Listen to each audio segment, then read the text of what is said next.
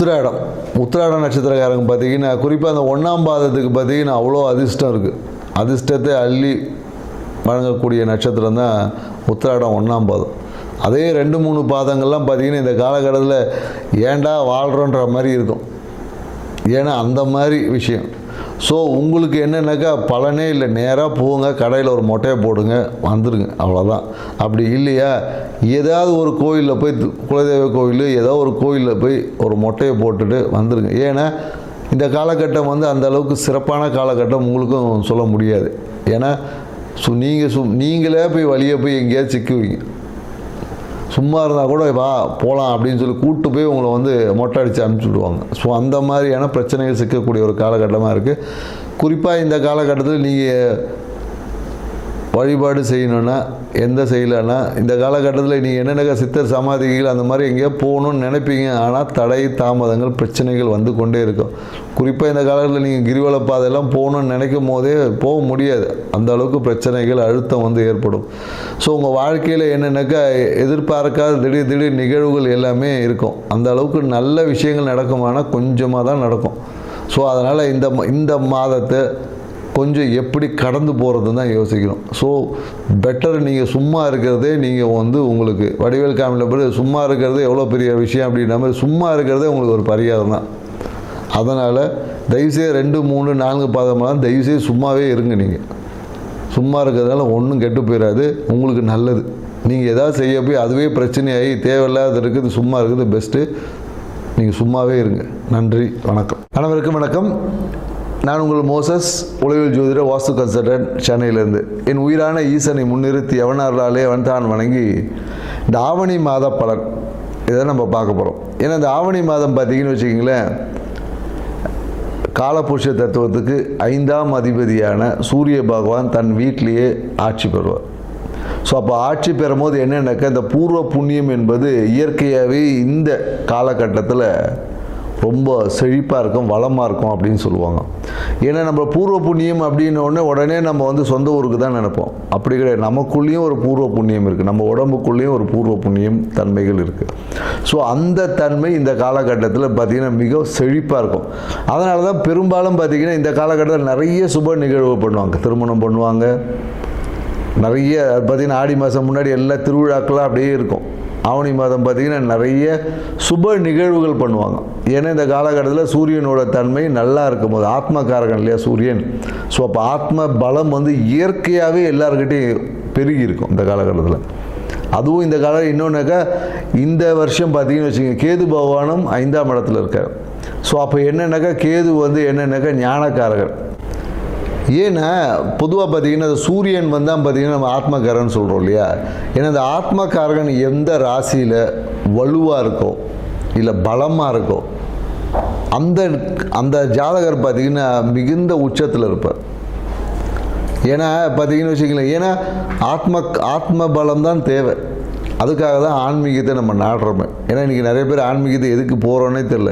நம்மளோட ஆத்ம பலத்தை அதிகரிக்கிறதுக்கு தான் நம்ம இன்றைக்கி ஆன்மீகம் இந்த பரிகாரம்லாம் செய்கிறோம் இல்லையா. இது எல்லாமே உங்களோட ஆத்ம பலத்தை இன்க்ரீஸ். அப்படி இருக்கக்கூடிய சூரிய பகவான் இந்த ஆவணி மாதத்தில் அவர் சொந்த வீட்டில் இருந்து அப்படியே ஒரு ஆட்சி பண்ணும் போது எப்படி இருக்குன்னு பாருங்கள். அதனால தான் இந்த காலகட்டம் நிறைய சுப நடக்கும் போது அது எல்லாமே வெற்றி, காரிய சித்தி, நிறைய பேர் இடம் வாங்குவாங்க. அதனால தான் பார்த்தீங்கன்னா இந்த காலத்தில் இன்னொரு விஷயம் இருக்குது. ஆவணி மாதத்தில் பார்த்திங்கன்னா விநாயகர் சதுர்த்தி.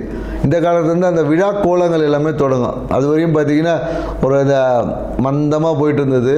இது பார்த்திங்கன்னா விநாயகர் சதுர்த்தி, அதுக்கப்புறம் பார்த்திங்கன்னா ஆயுத பூஜை, அப்புறம் தீபாவளி, அப்படியே பார்த்திங்கன்னா விழாக்களாக அப்படியே வரும். இனிமேல் ஒவ்வொரு மாதமும் பார்த்திங்கன்னா விழாக்கள், இந்த புரட்டாசி மாதத்தை தவிர்த்து. ஏன்னா ஆத்மகாரகன் எந்த ஜாதகத்தில் நல்ல வலுவாக ஸ்ட்ராங்காக இருக்கோ அவங்க தான் உச்சம். ஏன்னா சூரியன் தான் பார்த்திங்கன்னா நம்ம பெரும்பாலும் அந்த அரசியலுக்கு சொல்லுவோம், மருத்துவக்காரகனும் சூரியன் தான். ஸோ அதனால தான் எந்த ஒரு ஜாதகத்தில் சூரியன் வலுவாக இருக்கோ அவங்க நல்ல ஒரு ஃபேமஸ் டாக்டர் ஆவாங்க. அது 2ஆம் அதிபதியோட இல்லை 10ஓட தொடர்பு வரும்போது பார்த்திங்கன்னா மருத்துவத்தில் சூப்பராக இருப்பாங்க. அதே போல் சூரியன் வலுவாக இருக்கிறவங்க பார்த்திங்கன்னா தொட்டாவே குணமாகக்கூடிய கைராசி டாக்டர்லாம் சொல்லுவோம் இல்லையா. அவர் படித்து கூட இருக்க மாட்டார், சும்மா R&D படிச்சிருப்பார், இல்லைன்னா அந்த ஒரு கம்பவுண்டராக கூட இருந்திருப்பார். அவர் பார்த்திங்கன்னா சும்மா ஏதோ ஒரு விஷயம் சொல்லுவார், நடந்துடும். கைராசி டாக்டர் அப்படின்னு சொல்லக்கூடிய எல்லாருமே பார்த்திங்கன்னா இந்த சூரியன் வலுவாக இருக்கும் தான் கைராசி டாக்டர். ஏன்னா ஆத்மத்தை பலமாக வச்சுருக்க எல்லாமே பார்த்திங்கன்னா குணமாக்கக்கூடிய ஆற்றல் அவங்ககிட்ட இயற்கையாகவே நிறைய இருக்கும். சூரியன் வலுவாக இருக்கும், நிறைய பரிகாரம் பண்ணான்னு வச்சிங்களேன், சூப்பராக சக்ஸஸ் ஆகிடும். பெரிய பரிகாரம் சின்னதாக சொன்னாவே பெரிய விஷயங்கள் கூட குணமாக்கக்கூடிய ஆற்றல். அப்படி இருக்கக்கூடிய சூரிய பகவான் இருக்கக்கூடிய இந்த ஆவணி மாதத்தில் பார்த்திங்கன்னா மிகுந்த நற்பலங்களை கொடுக்கும். ஆன்மீக நாட்டம் அதிகமாகவும், குறிப்பாக என்னென்னாக்கா இந்த கேது கூட இருக்கிறதுனால நிறைய என்னென்னா அந்த குழந்தை பேருக்கான விஷயங்கள், குழந்தை பேர் இன்மை, இந்த மாதிரியான விஷயங்கள் எல்லாமே ஒரு மாற்றத்தை கொடுக்கக்கூடிய விஷயமா இருக்கும். அந்த விரக்தி தன்மை, எனக்கு கேது எப்போதும் பார்த்திங்கன்னா ஒரு விரக்தி கொடுப்பார். ஏன் அது விரக்தி கொடுப்பார்னா அனுபவம் கிடைச்சாதான் அறிவு வளரும், ஞானம் கிடைக்கும், சும்மா வராது இல்லையா. ஸோ அதனால் அந்த கேது பகவான் வந்து நமக்கு ஞானத்தை கொடுப்பதற்காக சில படிப்பினையை கொடுப்பார். அதை தான் நம்ம இங்கே விரக்தி, எனக்கு அது நடக்கலை அப்படி இப்படின்னு நம்ம சொல்லிட்டு கிடப்போம். ஸோ இந்த தன்மைகள் உள்ள இந்த ஆவணி மாதத்தில் ஒவ்வொரு ராசிக்கும் என்ன மாதிரியான பலன்கள் கொடுக்க போகுது அப்படின்றத இந்த வீடியோவில் பார்க்க போகிறோம். வாங்க வீடியோக்குள்ளே போகலாம். மகர ராசி. மகர ராசி பார்த்திங்கன்னா சரி, கால புருஷ தத்துவத்துக்கு 10வது ராசி. ஏன்னா இது கர்ம ராசின்னு சொல்லுவாங்க. ஆக்சுவலி மகர ராசி பார்த்திங்கன்னா கர்ம ராசி, ஏன்னா கர்மங்களை நீக்கக்கூடிய ராசி தான் மகர ராசி. ஸோ எந்த ஒரு கிரகம் மகரத்தில் இருக்கோ அந்த கிரகம் சார்ந்த கர்மங்களை ஜாதகர் நீக்குவார், இல்லை நீக்கப்படும் என்பது தான் நாம் சொல்லக்கூடிய ஒரு விஷயமா இருக்குது. ஸோ இப்படி உள்ள மகர ராசிக்காரங்களுக்கு இந்த ஆவணி மாதம் பலம் எப்படி இருக்குன்னா வரும். ஏன்னா ராசி அதிபதியான சனி பகவான் பார்த்திங்கன்னா வக்கரம் அடைஞ்சிருக்கார், 3ஆம் இடம். இப்போ தான் 7.5 சனி முடிஞ்சுது. ஒரு நிம்மதி பெருமூச்சு விட்ட மகர ராசிக்காரர்களுக்கு இல்லை நான் திரும்பி வந்துட்டேன் அப்படின்ற மாதிரியான ஒரு தோரணை இருக்கும். ஆனால் பாதிப்புகள் இருக்காது. அதுதான் நம்ம சொல்கிறோம். ஒரு தோரணை என்பது இருக்கும், பாதிப்புலாம் எதுவும் ஏற்படாது. இவ்வளோ நாள் நல்லா போயிட்டு இருந்த விஷயம் அப்படியே ஒரு ரிவர்ஸ் ஆகும். திருப்பி முதல்லேருந்து இந்த பரோட்டா கதை மாதிரி தான், மறுபடியும் ஒன்றுலேருந்து ஆரம்பிக்கலாமா அப்படின்ற மாதிரியான ஒரு சூழல்கள் எல்லாமே ஏற்பட்டிருக்கும். தனம் சார்ந்த விஷயத்தில் சிறப்பாக இருக்கும். தனம் வந்து பொருளாதாரம், தனம் இதில் பார்த்திங்கன்னா எந்த ஒரு பிரச்சனையும் இல்லை, பிரம்மாண்டமாக இருக்கும். ஏன்னா 2ல் ராகு பகவான் இருக்கார். இப்போ நீங்கள் என்ன பண்ணணுன்னா இருக்கிற காசை பத்திரப்படுத்திக்க தான் பார்க்கணுமே தவிர எங்கேயாவது போடுவோம் ஏதாவது ஒன்று பண்ணுவோம் அப்படின்லாம் யோசிக்கக்கூடாது. இருக்கிறதை தற்காத்து கொள்வதற்கான வேலை என்னவோ அதை தான் பார்க்கணும். ஏன்னா உங்கள் காசை பிடுங்கிறதுக்கு எல்லாம் தயாராக இருப்பாங்க, சூழ்நிலைகள்லாம் தயாராக தான் இருக்குது.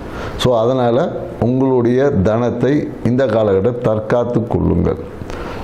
இதுதான் மகர ராசிக்கு நாம் சொல்கிறது. மேலும் என்னென்னாக்கா காதல் செய்யக்கூடிய மகர ராசிக்காரர்களான இந்த காலகட்டத்தில் காதல் வந்து மகிழ்ச்சிகரமாக இருக்கும். அதே போல் திருமணம் சார்ந்த விஷயத்தில் பார்த்திங்கன்னா சிறிய தடைகள் வந்து சரியாகும். குறிப்பாக அந்த மாமன்ற உறவுனால ஒரு சின்ன பிரச்சனை, மாமா வந்து இல்லை எங்கள் மாமா ஒத்துக்க மாட்டேன்றாரு, அந்த மாதிரிலாம் வரும். வந்துட்டு அதுக்கப்புறம் மாமாவே ஒத்துப்பார். ஸோ அதனால் அதெல்லாம் ஒன்றும் பிரச்சனை இல்லை. திருமணத்திற்காக எடுத்த நிகழ்வுகள் எல்லாமே சாதகம் வரும். அதே போல் அப்பாலாம் பார்த்தீங்கன்னு வச்சுக்கோங்க பிரச்சனையாக இருப்பார். என் பையனுக்கு வந்து நான் அந்த மாதிரி ஒரு வரனை பார்த்தேன், என் பொண்ணுக்கு இந்த மாதிரி ஒரு வரன் வேணும், நான் அவங்க அப்படி இருப்பாங்க இப்படி இருப்பாங்கலாம் சொல்லி இந்த டைலாக்லாம் பேசிட்டு திருமணத்தை கெடுக்கிறதுக்கான வாய்ப்புகள் எல்லாமே இருக்குது. குறிப்பாக இந்த காலகட்டத்தில் என்னென்னாக்கா மகர ராசிக்காரன் வந்து அப்பாவோட திருமணம் அந்த பொண்ணு பார்க்க விஷயத்துக்கு கூட்டினே போகக்கூடாது. கூப்பிட்டு போனீங்கன்னா அவருடைய சுய புராணத்தை பேசி நடக்கக்கூடிய நிகழ்வுலாம் கெடுத்துக்கிறதுக்கான வாய்ப்புகள் வந்து அதிகமாக இருக்குது. ஸோ மகர ராசிக்காரங்கள் தான் இந்த காலகட்டத்தில் கொஞ்சம் இந்த ஆவணி மாதத்தை கொஞ்சம் எச்சரிக்கையாக கையாளணும். ஏன்னா இவங்களுக்கு பார்த்திங்கன்னா ஏற்கனவே நம்ம என்ன சொல்ல மகராசிக்காரங்களுக்கு வந்து மொட்டை அடிப்பு தான் பரிகாரம்னே சொல்லியிருக்கோம். நிறைய மகராசிக்காரன் மொட்டை அடிச்சிருப்பாங்க. ஏதாவது குலதெய்வ கோயிலுக்கு இல்லை இஷ்டதெய்வ கோயிலில் போய் ஒரு மொட்டை அடிச்சிருப்பாங்க, இல்லை சித்தர் வழிபாடுகளை செஞ்சுருக்கக்கூடிய வாய்ப்புகள் எல்லாமே இருக்குது. மேலும் இந்த காலகட்டத்தில் என்னென்னாக்கா அரசு சார்ந்த விஷயத்தில் ஒரு நெருக்கடிகள்லாம் ஏற்படும். கவர்மெண்ட்டுக்கு டேக்ஸ் பே பண்ணால் பெனால்ட்டி கட்டுறது, இல்லை அந்த மாதிரியான சிறு பெனால்ட்டி, இல்லை வண்டியிலே போயிட்டுருப்பாங்க, லைசன்ஸ்லாம் வச்சுன்னு இருப்பாங்க, இருந்தாலும் காசை கொடு, ஏன்னா இவர் வீட்டில் வச்சுட்டு போயிருப்பார் லைசன்ஸை. ஸோ இந்த மாதிரியான விஷயங்கள் அரசு சார்ந்த விஷயத்தில் சிறு சிறு பெனால்ட்டி எல்லாம் வர வாய்ப்பு இருக்குது. ஸோ அதனால் கொஞ்சம் கவனமாக இருந்துங்க. டாக்குமெண்ட்ஸ் எல்லாமே பக்காவாக வச்சுங்க. அரசு சார்ந்த விஷயத்தில் கொஞ்சம் சரியாக இருந்துங்க. அரசியல்வாதியாக இருந்தாங்கன்னா கண்டிப்பாக இந்த காலகட்டத்தில் ஏதாவது ஒரு கேஸில் மாட்டுவதற்கான வாய்ப்பெல்லாம் இருக்கும். ஸோ அதனால் உங்கள் சுயம் சார்ந்த விஷயத்தில் இந்த டாக்குமெண்ட் வச்சுக்கிறீங்க, எதை வச்சுருந்தாலும் சரியாக அக்கௌண்டபிலிட்டியோடு வைத்துக்கொள்வது உங்கள் வாழ்க்கை சிறப்பான பலனை தரும். அதே போல் என்னென்னாக்கா வாகனம் சார்ந்த விஷயத்தில் புதிய வாகனம் வாங்குறது, கடன் மூலயமா புதிய வாகனம் மாற்றம் என்பது இந்த காலத்தில் இருக்கான்னா இருக்குது. மேலும் என்னென்னாக்கா மன மகிழ்ச்சி அதிகமாகும். குறிப்பாக என்னென்னாக்கா இந்த காலகட்டத்தில் பார்த்திங்கன்னா எல்லாம் அந்த முருகர் கோயில் வழிபாடு போயிட்டு வருவாங்க. திருச்செந்தூராக இருந்தாலும் சரி, பழனியாக இருந்தாலும் சரி, எங்கேயாவது ஒரு முருகர் கோயில் வழிபாடு வந்து இந்த காலகட்டத்தில் மகர ராசிக்காரருக்கு மிகுந்த ஏற்றத்தை கொடுக்கக்கூடியதாக இருக்கும். அதுவும் குறிப்பாக என்னென்னாக்கா ஊருக்கு நடுவில் இருக்கக்கூடிய ஒரு முருகன் கோயில் உங்கள் ஊரில் இருந்துச்சுன்னா, ஊருக்கு நடுவில் இருக்கக்கூடிய முருகன் கோயில் வழிபாடை செஞ்சிங்கன்னா இந்த காலகட்டத்தில் உங்களுக்கு வர வேண்டிய தடைகளை எல்லாம் தாண்டி ப்ரமோஷன் வந்து கிடைக்கும். மேலும் வீடு வாங்கக்கூடிய யோகம் இருக்கும். சில பேர் என்னென்னாக்கா வீடை இடித்து கட்டுறது அந்த மாதிரியான நிகழ்வு எல்லாமே இருக்குது. வீட்டில் இந்த பிரச்சனைகளை போக்குவதற்கு இதுக்கு எல்லாமே பார்த்திங்கன்னா குறிப்பாக ஆவணி மாதம், இந்த மாதத்தில் முருகர் கோயில் வழிபாடு இல்லை முருகன் வழிபாடு, சுப்பிரமணியர் வழிபாடு உங்கள் வாழ்க்கையில் மன மகிழ்ச்சியையும் சுகத்தையும் லாபத்தையும் அதிகரிக்கக்கூடிய விஷயமா இருக்குது. ஸோ அதனால் இந்த விஷயத்தை செஞ்சு பாருங்கள். குறிப்பாக அரசு சார்ந்த விஷயத்தில் கொஞ்சம் கவனம், எச்சரிக்கை தேவை. திருமண நிகழ்வுகள் எல்லாமே இந்த காலகட்டத்தில் சிறப்பாக தான் இருக்குது. மேலும் சனி பகவான் வக்கரம் அடைந்தது தான் உங்கள் வாழ்க்கையில் எண்ணங்களில் சிறு அவசரம் இருக்கும், பின்னோக்கிய சிந்தனை இருக்கும், நெகட்டிவ் ஆஸ்பெக்ட்ஸ் வந்து கொஞ்சம் அதிகமாக இருக்கும். ஸோ இதை மாற்றிக்கொள்வதற்கு முறையான உணவு பழக்கத்தை வைத்துக்கொள்ளுங்கள். உங்கள் வாழ்க்கையை சிறப்பாக்கிக்கங்க. நன்றி, வணக்கம்.